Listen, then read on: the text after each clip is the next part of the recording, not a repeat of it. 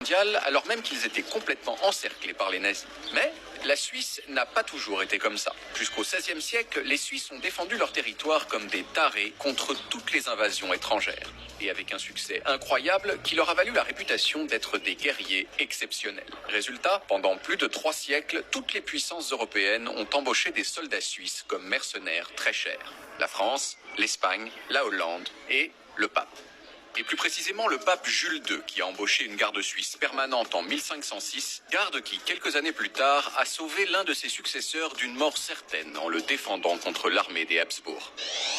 Et puis, au milieu du 19e siècle, la Suisse a interdit à ses citoyens de se vendre comme mercenaires. Mais elle a autorisé certains contrats en vigueur à se poursuivre, et c'est entre autres pour... La Suisse est un pays plein de lacs, de montagnes et de gens d'une politesse exquise, mais c'est surtout un pays pacifique qui a décidé depuis longtemps de ne participer à aucune guerre. Même pas la Seconde Guerre mondiale, alors même qu'ils étaient complètement encerclés par les nazis. Mais la Suisse n'a pas toujours été comme ça. Jusqu'au XVIe siècle, les Suisses ont défendu